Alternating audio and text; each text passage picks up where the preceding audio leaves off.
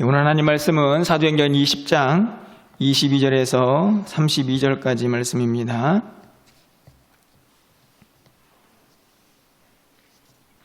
사도행전 20장 22절에서 32절까지의 말씀을 한 절씩 교독하고 마지막 32절은 함께 읽겠습니다.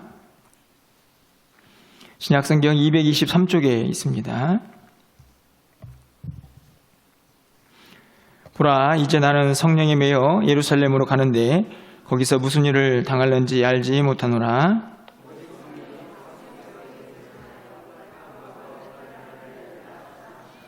내가 달려갈 길과 주 예수께 받은 사명 곧 하나님의 은혜의 복음을 증언하는 일을 마치려 하면은 나의 생명조차 조금도 귀한 것으로 여기지 아니하노라.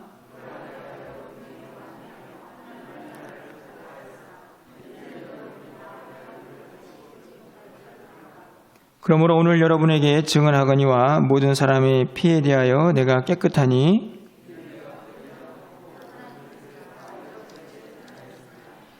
여러분은 자기를 위하여 또는 온 양떼를 위하여 삼가라. 성령이 그들 가운데 여러분을 감독자로 삼고 하나님이 자기 피로 사신 교회를 보살피게 하셨느니라.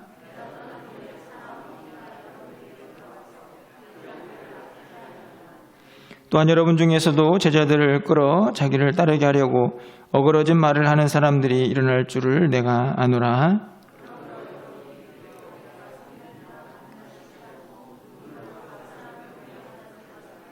(32절입니다) 지금 내가 여러분을 주와 및 그 은혜의 말씀에 부탁하노니 그 말씀이 여러분을 능히 든든히 세우사 거룩하게 하심을 입은 모든 자 가운데 기업이 있게 하시리라.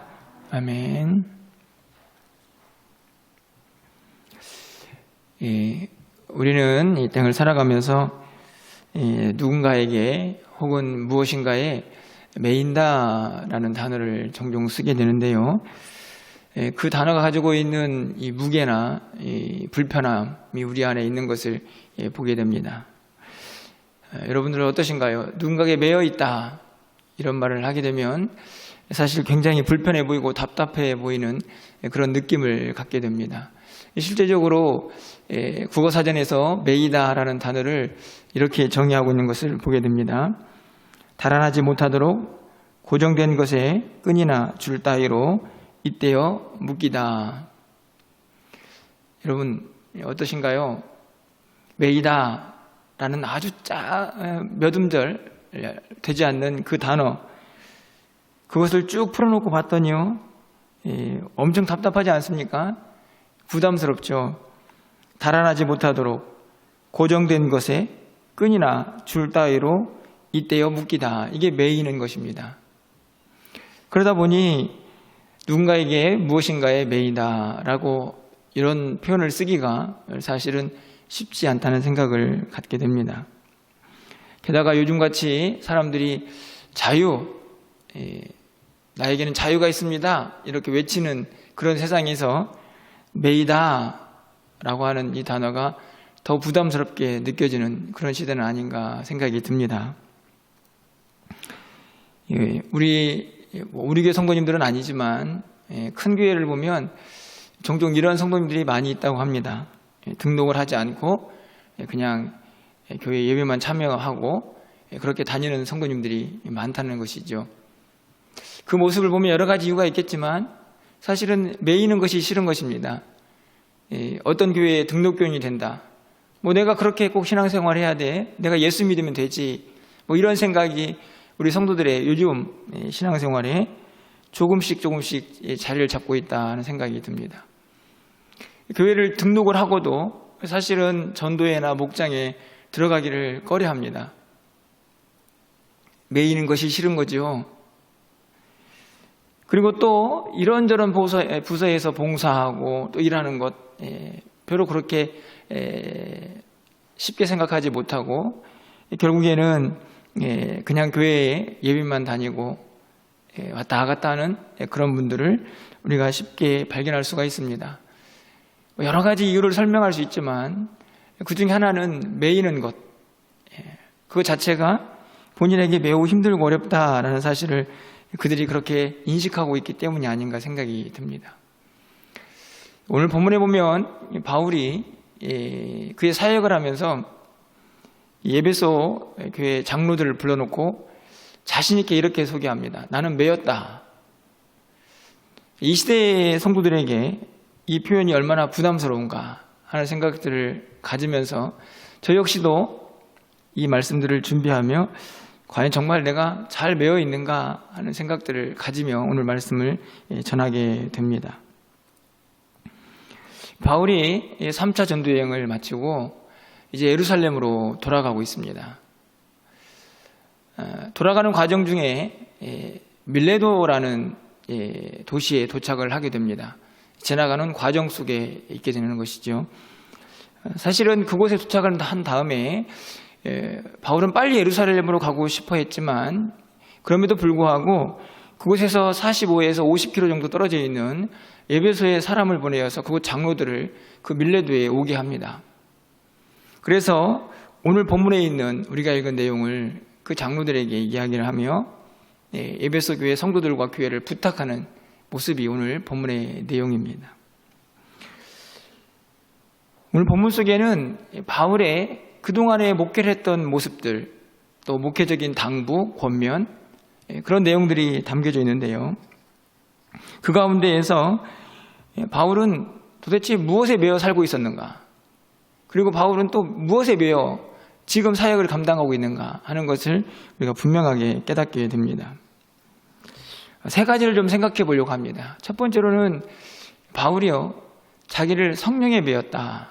이렇게 고백을 하는 것을 우리가 22절에서 볼 수 있습니다. 22절 말씀을 가서 보시면 보라, 이제 나는 성령에 매여 예루살렘으로 가는데 거기서 무슨 일을 당할는지 알지 못하노라. 성령에 매였다. 이렇게 고백을 하죠. 쉽게 말하면 성령의 인도함을 받고 성령의 지배를 받고 성령이 원하는 곳으로 가고 있다. 이렇게 해석을 할 수 있을 것 같습니다. 그러니까 예루살렘으로 가는 모든 과정 속에 자신의 계획, 자신의 뜻이 아니고 성령의 인도함이 함께하고 있다는 사실을 분명하게 고백을 하고 있습니다. 여러분, 매여 있다, 특별히 성령에 매여 있다라고 말하는 이 바울의 모습 속에서 이 성령에 매인 사람의 삶의 특징이 무엇일까? 이런 질문을 좀 던져보게 됩니다. 도대체 성령에 매인 사람은 어떻게 살고 있을까? 오늘 본문에 보면 바울이 내가 성령에 매여 있다라고 말할 때에 딱 한 가지가 분명하게 드러나고 있는 것을 보게 됩니다. 그것은 뭐냐면 담대함입니다. 여러분 22절 하반절 말씀을 가서 보시면요, 예루살렘으로 가는데 거기서 무슨 일을 당할는지 알지 못하노라.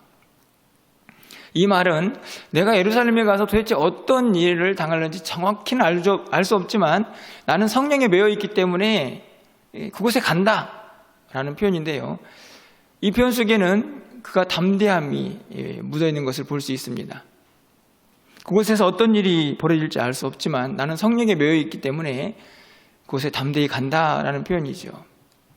사실은 이 담대함은 바로 이어지는 23절을 보면 더 분명하게 드러납니다. 오직 성령이 각 성에서 내게 증언하여 결박과 환난이 나를 기다린다 하시나. 사실은 구체적으로 어떤 일이 벌어질지는 모르지만 바울은 알고 있었습니다. 예루살렘에 가면 결박당하고 고통이, 환난이 그 가운데 찾아오게 될 것이다 라는 사실을 알고 있는 것이죠. 그럼에도 불구하고 지금 바울은 예루살렘으로 가고 있습니다. 어떻게 그렇게 담대할 수가 있었을까요? 그것은 오늘 바울 스스로가 설명하고 있는 것처럼 성령에 매여 있기 때문입니다. 성령의 인도함을 받고 그분의 지배를 받고 있기 때문에 그분이 원하시는 곳을 향하여 그곳이 비록 고통과 환난이 있을지라도 담대하게 갈 수가 있는 그런 용기가 그에게 있었던 것이죠. 24절 하반절 말씀을 가서 보시면 나의 생명조차 조금도 귀한 것으로 여기지 않는다. 여러분, 이 땅을 살고 있는 우리 모든 사람들에게 가장 불안하고 두려운 것은 죽음이 아닐까 생각이 듭니다. 그런데 바울은 고백합니다. 나는 생명조차 조금도 귀한 것으로 여기지 않는다. 다시 말하면 그 죽음을 뛰어넘는 것이죠. 죽음에 대한 두려움을 갖지 않습니다. 무엇 때문일까요? 성령에 매여 있기 때문입니다. 성령에 매여 있는 사람은 두려움을 이겨낼 수 있는 담대함을 갖게 되는 것이죠. 설령 그 앞에 결박과 환난이 닥쳐온다고 할지라도 성령에 매여 있는 사람은 담대하여서 그곳으로 뛰어들 수 있는 용기가 있음을 보게 됩니다. 도망치고 물러서는 것이 아니고 오히려 그곳으로 뛰어드는 용기가 있는 것을 볼 수 있는 것이죠. 이 세상을 살다 보면 참 불안하고 걱정스러운 일들이 참 많이 있습니다. 여러분 그렇지 않습니까?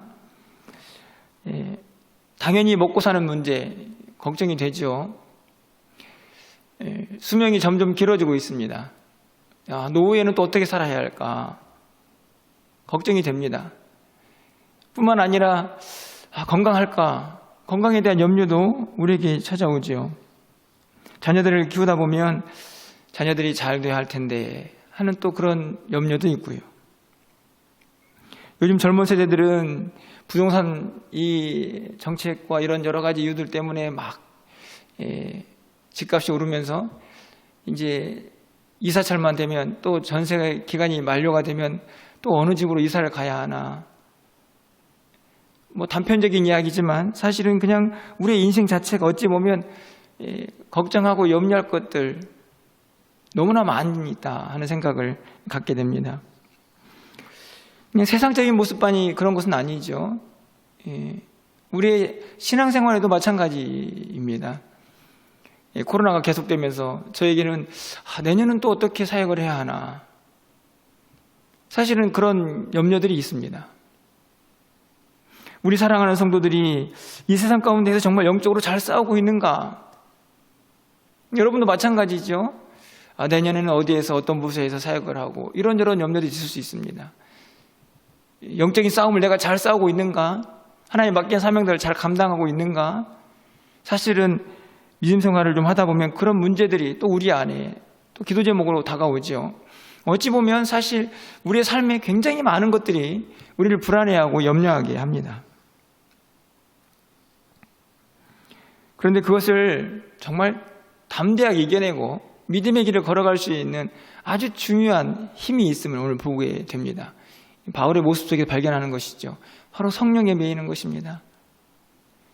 성령이 충만함, 성령이 온전한 인도함을 받는 사람들은 이 세상을 정말 여러 가지 불안한 요소들이 있지만 그럼에도 불구하고 담대하게 살아갈 수 있음을 분명하게 오늘 본문이 우리에게 가르쳐 줍니다. 여러분 사도행전 4장 31절 말씀을 가서 보시면 이렇게 기록이 되어 있습니다. 빌기를 다음에 모이는 곳이 진동하더니 무리가 다 성령이 충만하여 담대히 하나님의 말씀을 전하느니라. 무리가 다 성령이 충만했습니다. 완전히 성령의 지배를 받는 시간. 그랬더니 나타난 결과가 무엇입니까? 담대하게 복음을 증거하죠. 이것은 단순하게 복음을 전하는 일만 해당되는 것이 아닙니다. 우리가 이 땅을 살아가는 동안에 이 세상에 참 많은 불안한 요소들이 있지만 그것들을 당당하게 맞서서 담대하게 용기를 가지고 살아갈 수 있는 힘은 바로 성령에 매이는 것입니다.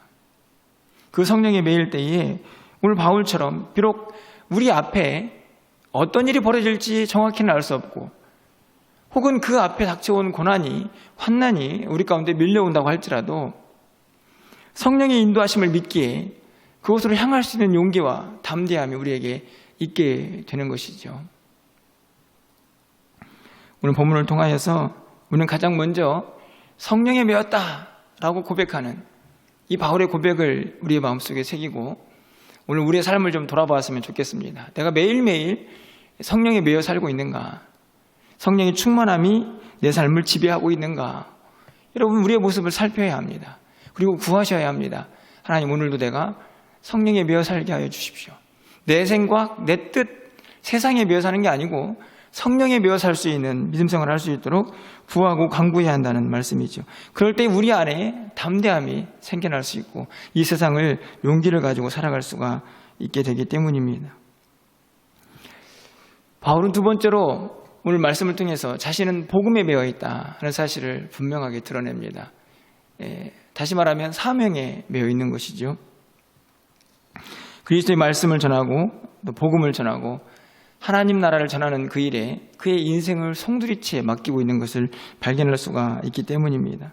가는 곳곳마다 말씀을 전하고 가는 곳곳마다 복음을 전하는 그의 모습 속에서 우리는 그의 사명을 발견하게 됩니다. 그가 복음에 매여 있다는 사실을 다시 한번 깨닫게 되죠. 20절 말씀입니다. 유익한 것은 무엇이든지 공중 앞에서나 각 집에서나 꺼리낌 없이 여러분에게 전하여 가르치고, 뭘 전하고 가르쳤습니까? 그들에게 조금이라도 유익이 된다고 하면 하나님 말씀을 어떻게 해서든지 그들에게 가르치기 위해서 공중이든지 각 집에서든지 시간이 나는 대로 그들에게 말씀을 가르친 바울의 모습. 21절을 보십시오. 유대인과 헬라인들에게 하나님께 대한 회개와 우리 주 예수 그리스도께 대한 믿음을 증언하는 것이라. 바울이 전하는 것이 무엇인가를 소개합니다. 회개, 믿음, 복음이죠. 24절은 더 분명하게 그것을 고백하고 있죠. 우리 24절은 너무나 잘 알고 있는 말씀인데 우리 함께 이 말씀을 좀 읽어보도록 하겠습니다. 24절입니다. 내가 달려갈 길과 주 예수께 받은 사명 곧 하나님의 은혜의 복음을 증언하는 일을 마치려 하면은 나의 생명조차 조금도 귀한 것으로 여기지 아니하노라. 여기 보면 예수께 받은 사명이 있습니다. 그것이 무엇이냐면 하나님의 은혜의 복음을 증언하는 것이죠. 그냥 쉽게 말하면 전도하는 겁니다. 복음을 증거하면서 하나님이 택한 백성들을 주님 앞으로 인도하는 그 일. 그 일이 나의 사명이다. 바울은 그것에 매여 살았습니다. 그것이 그의 인생의 전부인 것처럼 그렇게 열심을 다해서 열정적으로 복음을 증거했다는 것이죠. 바울이 얼마나 복음에 대해서 열정적이었는가, 그것을 알 수 있는 표현이 등장을 합니다. 26절, 27절이라고 저는 생각을 하는데요. 이런 말씀이 있습니다.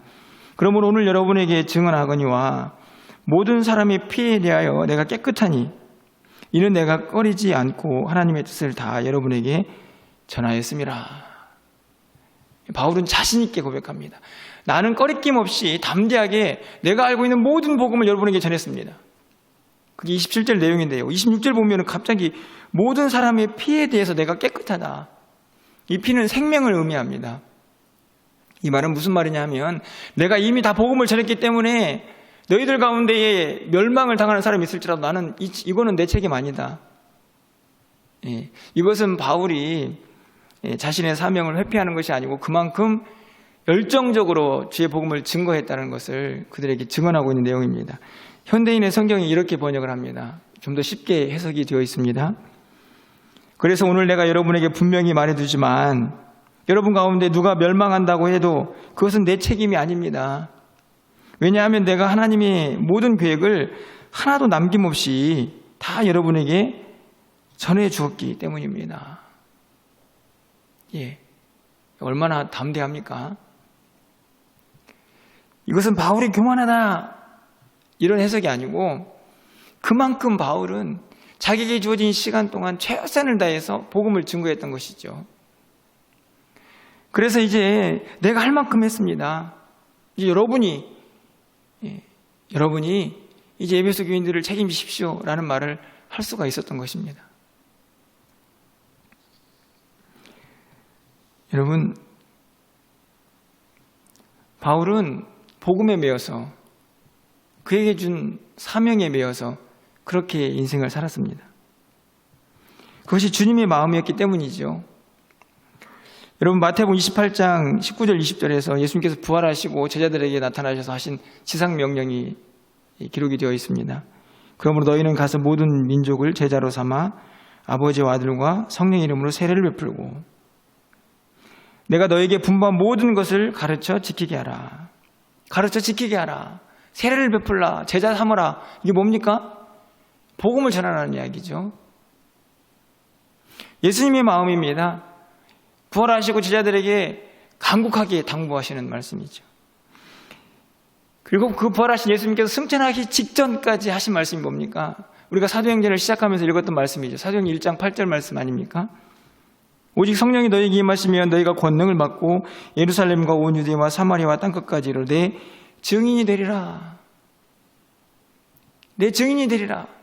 그러니까 바울에게만 주어진 복음 전파의 사명이 아니고, 그러니까 복음에 매여 사는 사람은 바울만이 아니고 예수 그리스도를 믿는 모든 사람들은 땅끝까지 이르러 증인이 되어야 되는 사명을 모두가 부여받게 됩니다. 바울은 그렇게 복음에 매여 살았습니다. 물론 우리가 바울처럼 선교사가 될 수도 있는 것이 아니고, 또 그렇다고 우리 모두가 다 목회자가 될 수 있는 것도 아닙니다. 하지만 중요한 것은 우리의 마음속에 이 복음을 향한 뜨거운 열정, 그리고 내가 때를 얻든지 못 얻든지 그 복음을 전하고자 하는 간절한 소망, 그것이 우리 안에 멈추지 말아야 한다는 사실이죠. 그게 복음에 매여 사는 사람들입니다.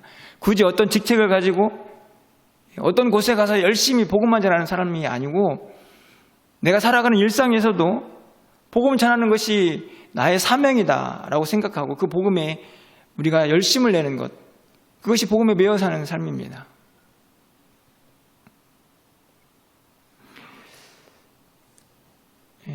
제가 제자 훈련을 하면서 우리 훈련받는 우리 집사님들에게 전도에 대한 이야기가 나오는 부분이 있어서 일주일 동안 계속해서 매일매일 아침 저녁으로 단 몇 분이라도 오늘 내가 전도할 사람을 만나게 해주십시오 라고 기도해 보라고 이야기를 했습니다.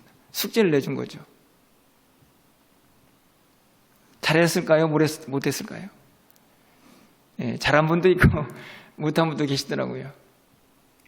그런데 여러분, 제가 왜 이런 말씀을 드리냐면, 우리의 삶에서 과연 우리가 복음을 전하는 그 일에 얼마만큼 관심을 갖고 있는가 한번 돌아보면 사실 굉장히 심각합니다. 그렇지 않습니까? 내가 오늘 누구를 만나든 한 영혼에게 복음을 전할 수 있는 기회를 주십시오. 그런 기도 드릴 수 있어야 합니다. 왜냐하면 복음에 매여 있기 때문이죠. 우리에게는 그것이 사명이기 때문입니다. 그 사람이 예수를 믿고 안 믿고는 그건 우리의 몫이 아니지 않습니까? 중요한 것은 우리가 정말 복음에 매여 있는가, 복음을 전할 준비가 되어 있는가, 어떤 상황 속에서도 한 영혼을 향한 뜨거운 마음을 갖고 있는가를 주님께서 우리에게 요구하시는 것이죠.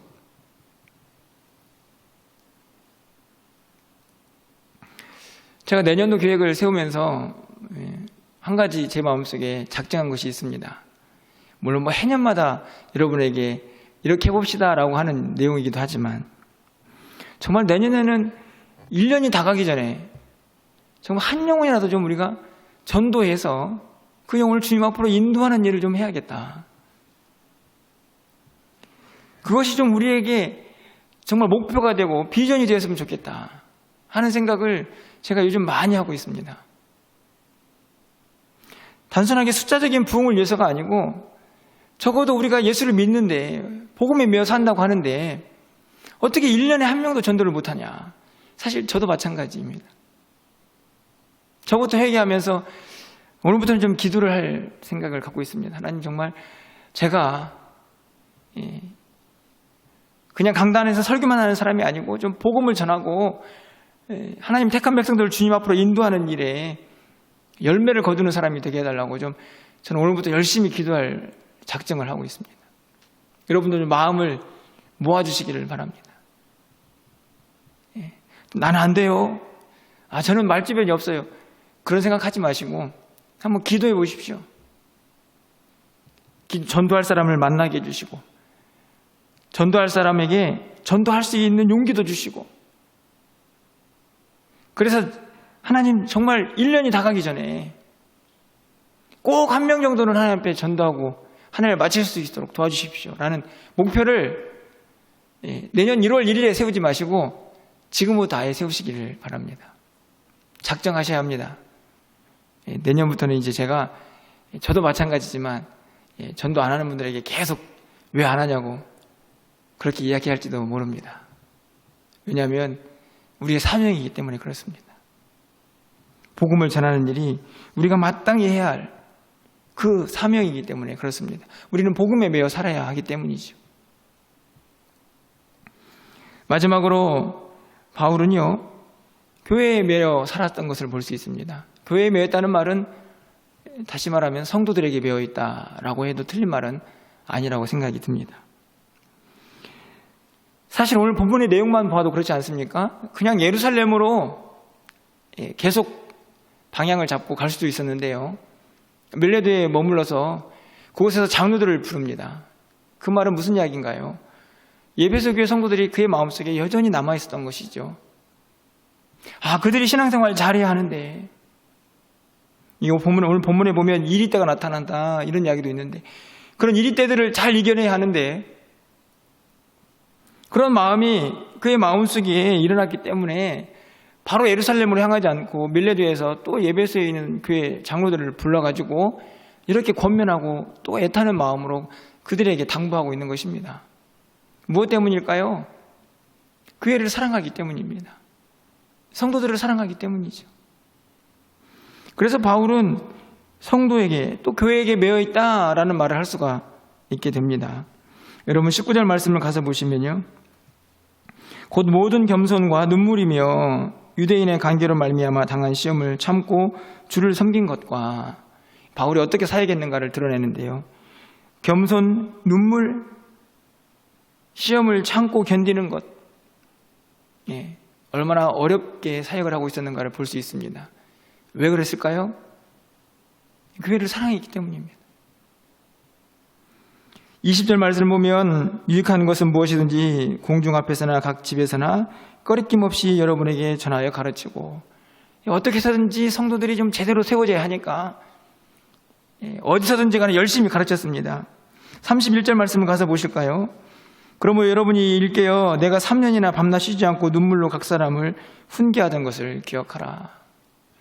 에베소 교회 장로들에게 성도들을 맡기면서 내가 여러분을 위해서 3년 동안이나 밤낮 쉬지 않고 기도하지 않았습니까? 그 눈물의 기도를 기억해 주십시오.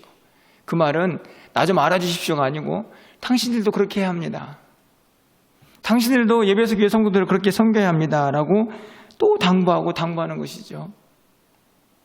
저는 이 19절과 31절에서요, 눈물, 이 단어가 바울의 모든 사역을 다 담고 있다고 생각이 듭니다. 여러분, 이 눈물은 어떤 눈물일까요? 복음을 전하다가 유대인들이 자꾸만 힘들게 하고 엉뚱한 곳으로 이 성도들을 끌고 갈 때에 바울이 눈물을 흘렸겠죠. 복음의 열매들이 쉽게 잘 맺혀지지 않을 때 바울이 눈물을 흘렸을 것입니다. 사랑하는 성도들이 오랜 시간 말씀을 가르쳤는데도 제대로 서지 않을 때 또 바울은 눈물을 흘렸겠죠. 그런 눈물만 흘렸을까요? 열심히 말씀을 가르쳤더니 어떤 성도들은 막 쑥쑥 믿음이 자랍니다. 감사의 눈물, 기쁨의 눈물도 흘렸겠죠. 눈물입니다, 눈물. 이 눈물은 다른 눈물이 아니고 교회와 성도들을 지극히 사랑하는 바울에게 생겨난 정상적인 반응, 그것이 아닐까요?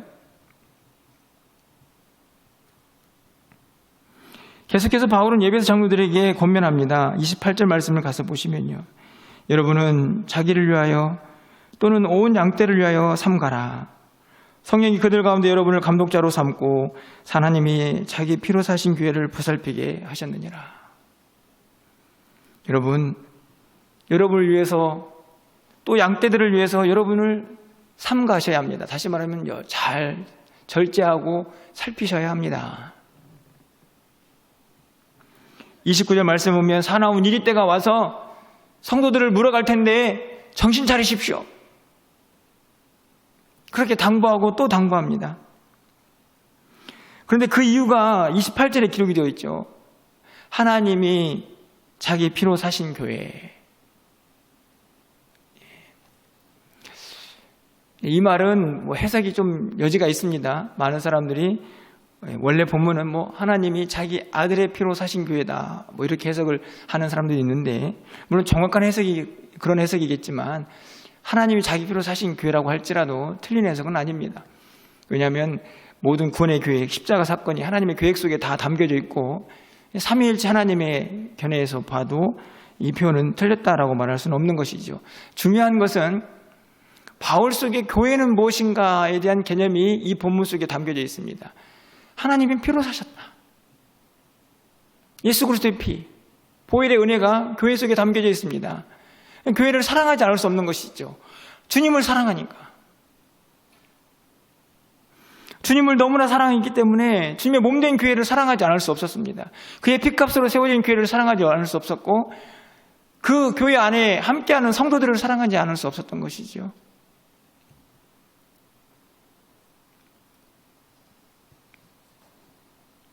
그 교회를 볼 때마다 바울은 그래서 끊임없이 이 교회가 좀 든든히 세워져 가야 하는데, 이런 기도를 하고 있는 것입니다. 여러분 32절 말씀이죠.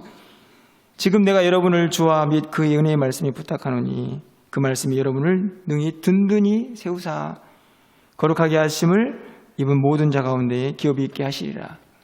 여러분, 여러분을 든든히 세우는 것, 장로들만 든든히 세워져 가는 것입니까? 그렇지 않죠. 그 장로들이 성도들입니다. 그들이 교회죠. 여러분이 든든히 서 있어야 합니다. 그래서 여러분도 성도들을 든든히 세우십시오. 주님의 몸된 교회, 하나님 자기 피로 사신 교회를 여러분 사랑하시면서 그 교회를 든든히 세워가야 합니다. 여러분이 든든히 세움을 받는 것처럼. 그런 이야기 아닙니까? 단순히 그냥 몇 사람 든든히 세우는 걸로 끝이 아니고 은혜의 말씀에 부탁하면서 교회가 든든히 세워지기를 바라는 바울의 마음을 고스란히 이 32절에 표현하고 있죠. 왜요? 주님을 사랑하는 그 마음이 교회를 사랑하는 마음으로 고스란히 연결이 되는 것입니다. 교회는 하나님이 자기 피로 사신 교회, 주님이 몸된 교회이기 때문에 그렇습니다. 여러분, 교회가 사랑스럽지 않습니까? 성도들이 사랑스럽지 않습니까? 그러면 주님을 바라보시면 됩니다. 교회의 모습 속에서, 성도들의 모습 속에서 인간적인 냄새가 날 수 있습니다.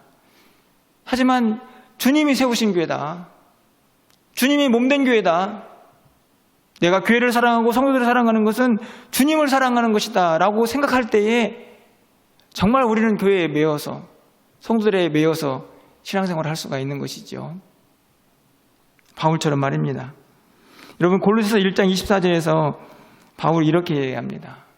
읽을 때마다 참 이렇게 못 살아서 부담스러운 말씀인데, 하지만 너무너무나 바울의 마음, 바울이 얼마나 교회를 사랑하고 있는가를 잘 드러내는 말씀입니다. 우리 이 본문은 화면을 통해서 좀 같이 좀 읽어볼까요? 골로새서 1장 24절 말씀입니다. 읽겠습니다. 나는 이제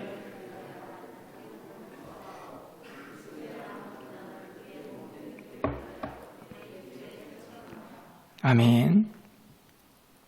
여기 이 본문을 보면 위하여라는 단어가 두 번 등장하죠. 첫 번째로는 상반절에서 너희를 위하여, 이 성도들입니다. 그 다음에 이 하반절 말씀을 보면 그의 몸된 교회를 위하여, 그렇죠. 성도와 교회 구분되지 않지만 바울은 분명히 이야기합니다. 내가 너희들을 위하여 받는 괴로움, 나는 기쁘다. 그들을 사랑하기 때문에. 그리스도의 남은 고난을 그의 몸된 교회를 위하여 내 육체에 채운다. 비상적으로 그냥 고난 받겠습니다가 아니고 실제적으로 자신의 육체에 그 고난을 채워가면서 주님의 몸된 교회를 위해 헌신하겠다는 다짐이죠. 완벽한 고백 아닙니까? 그냥 건물이 아니고 주님의 몸된 교회, 그리고 그 안에 있는 성도들, 그것을 위해서 받는 고난, 괴로움, 내 육체에 채우며 그것도 기쁨으로 감당하겠다. 이게 진짜 교회에 매여있고 성도들을 사랑하는 사람들의 모습이 아닐까요? 여러분, 갈라디아서 4장 19절 말씀도 우리가 잘 알고 있습니다. 나의 자녀들아, 너희 속에 그리스도의 형상을 이루기까지 다시 너희를 위하여 해산하는 수고를 한다. 그들이 그리스도 형상을 이룰 때까지, 다시 말하면 믿음 안에서 잘 자라가지고 주님을 닮아갈 때까지 해산의 수고를 주저하지 않습니다. 왜요? 교회를 사랑하니까. 왜요? 그 교회에 주님이 계시니까. 그 교회가 주님의 몸된 교회니까. 하나님 자기 피로 사신 교회니까. 여러분, 우리가 설교 끝나고 부를 찬양인데요, 209장 4절 가사에 보면 이런 가사가 있습니다. 내 손과 혀가 굳어도 내 몸의 피가 식어도 나 영영 잊지 못할 곳 은혜의 보좌 주의 전. 여러분, 내 손과 혀가 굳어도 내 몸의 피가 식어도, 이게 어떤 상태의 가사입니까? 죽은 거죠. 이 말은 내가 그렇게 죽어가도, 아니 내가 그렇게 죽어도 내가 주님의 몸된 교회만큼은 잊을 수 없다. 정말 교회를 향한 진짜 사랑 고백이 아닙니까? 여러분, 오늘 35절 말씀에 이렇게 기록이 되어 있습니다. 여러분 화면을 보시면요, 범사에 여러분에게 모범을 보여준 바와 같이 수고하여 약한 사람들을 돕고 또 주 예수께서 친히 말씀하신 바 주는 것이 받는 것보다 복이 있다 하심을 기억하여야 할지니라. 여러분, 수고하셔서요, 약한 사람들은 도와주십시오. 그렇게 이야기한 다음에 예수님께서 가르치셨던 주는 것이 받는 것보다 복이 있다, 이 말씀을 기억하라고 바울이 가르쳐 줍니다. 주는 것이 받는 것보다 복이 있다.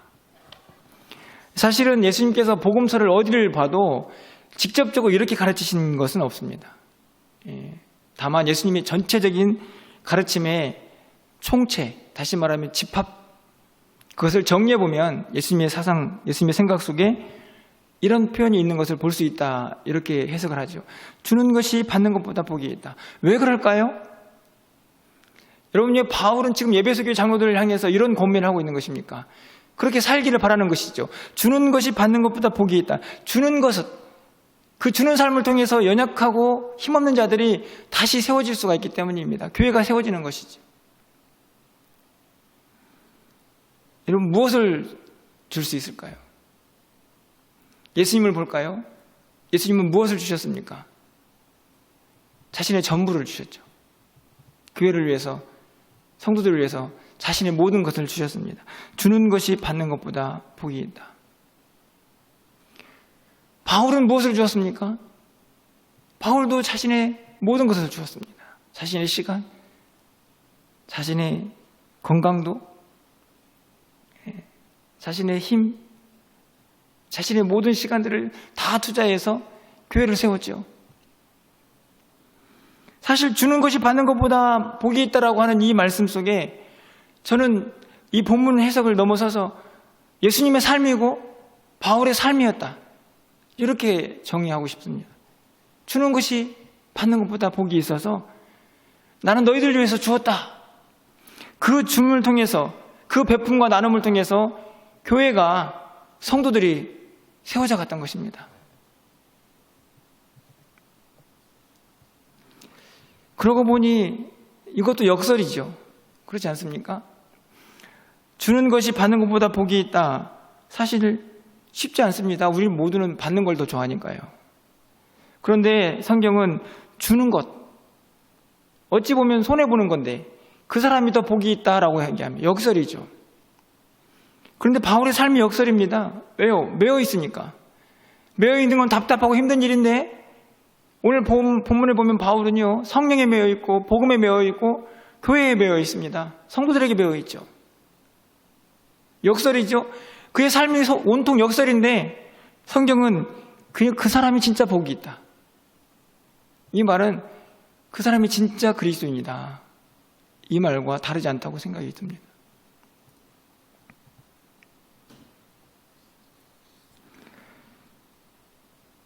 여러분, 교회는 항상 일꾼들이 필요합니다. 단순하게 어떤 일을 하는 사람이 아니고 교회를 진짜 사랑하는 사람, 그 사람, 그런 사람들이 항상 필요하죠. 왜냐하면 그들을 통해서 교회가 세워지기 때문에 그렇습니다. 지난주에 제가 광고를 드렸습니다. 내년도 교회 봉사하실 분들 한 주간 동안 기도하시면서 작정하시고 오는 주일에 신청서 나가면 좀 지원해 주십시오. 몇 분이나 제 광고를 듣고 이 한 주간 기도하실까, 그런 생각을 좀 설교를 하면서 해보았습니다. 정말 교회를 사랑한다면 우리 멸관교회에 정말 무엇이 필요하고 이 주님의 몸된 교회, 하나님이 피로 사신 그 교회를 위하여 내가 할 수 있는 일은 무엇인가 고민하면서 그 일들을 기도하는 분들이 몇 분이나 계실까? 모든 사람들이 모든 기관에서 각자 일을 할 수 있는 것은 아닙니다. 그렇죠? 자리도 한정되어 있습니다. 하지만 중요한 것은 우리 모두가 그런 마음은 가질 수 있다는 것이죠. 교회를 사랑하는 마음. 그 마음으로 모든 성도들이 교회를 생각하고 성도들을 섬기고 그리고 성도들을 위하여 기도하고 교회가 바로 세워지길 위해서 간절히 소망하면서 하나님 앞에 부르짖고 몸으로 할 수 있는 사람들은 몸으로 사역하고 기도를 할 수 있는 사람들은 기도로 사역하면서 그런 교회, 그런 교회가 건강한 교회죠. 그런 교회가 든든히 세워져가는 교회죠. 절대로 이상적인 교회가 아니고 얼마든지 우리가 할 수 있는 교회의 모습 아닙니까? 우리 성도들이 마음만 모아준다면 저는 그렇게 생각합니다.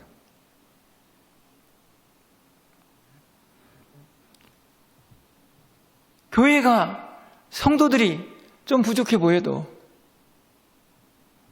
다시 원론으로 돌아가면 우리는 교회에서 누구를 보아야 합니까? 예수님을 보셔야 합니다. 하나님을 보셔야 해요. 이 교회가 어떻게 세워진 교회인지, 하나님의 구원 역사 속에서, 구원의 그 커다란 경륜 속에서 도대체 어떤 계획을 가지고 이 교회가 세워졌는지 그 모습을 생각하시고 그 하나님, 그 예수 그리스도의 은혜를 기억한다고 하면 사람의 모습이 아니고 그곳에서 하나님의 사랑을 깨닫고 우리가 교회를 위하여 무엇을 해야 할지를 고민할 수 있지 않을까요? 말씀을 맺으려고 합니다. 바울은 성령에 매였고 복음에 매였고 그리고 교회와 성도들을 사랑하는 그 마음으로 매여져 있습니다. 어찌 보면 이 세 가지가 구별되는 것 같지는 않습니다. 그렇게 매여서 하나님의 사명들을 감당하고 교회를 세워가는 일을 기뻐했던 바울의 모습이 오늘 그의 고백 속에 고스란히 담겨져 있습니다. 여러분, 우리 모두는 결국 이 세상을 살아가면서요, 우리가 그렇게 매여 있기 싫다, 나는 매여 있는 게 답답하다 라고 말하지만 제가 보기에는 이 세상의 모든 사람들은요 다 매여 있어 삽니다. 무엇인가에 매여 살죠. 자기도 알지 못하는 사이에 결정적으로 세상에 다 매여 삽니다. 나는 자유롭다라고 말하는 그 사람도 그 자유 속에 매여 사는 겁니다. 여러분, 디모데후서 2장 4절 말씀을 좀 마지막으로 가서 보실까요? 우리 마지막으로 화면을 통해서 함께 좀 읽어보도록 하겠습니다. 읽겠습니다. 군사로 다니는 자는 자기 생활에 얽매이는 자가 하나도 없나니 이는 군사로 모집한 자를 기쁘게 하려 함이라. 여러분, 군인들을 한번 생각해 보십시오. 오늘 이 본문을 보면요, 군사로 다니는 자는 자기 생활에 얽매이지 않는다. 이 말은요, 군인이 되기 전에는 그 사람도 어딘가에 매여 있는 거죠. 군인이 되면 군대에 매여 있는데 그 사람은 군인이 되기 전에도 매여 있습니다. 어디에 매여 있습니까? 자기 생활에 매여 있죠. 그러니까 이 땅을 사는 사람들은 다 매여 산다니까요. 자기 생활에 매여 살든 아니면 군인이 되어서 군사로 모집한 그 사람의 손에 매여 살든. 여러분, 여기서 군사가 누구입니까? 바로 우리들이죠. 우리를 군사로 부르신 자가 누구입니까? 하나님이시죠. 우리에게 질문합니다. 야, 너 그냥 세상에 매여서 네 인생 살다가 말래? 아니면 너를 부르신 그 하나님의 군사가 되어서 너를 부르신 자를 기쁘시게 하면서 살래?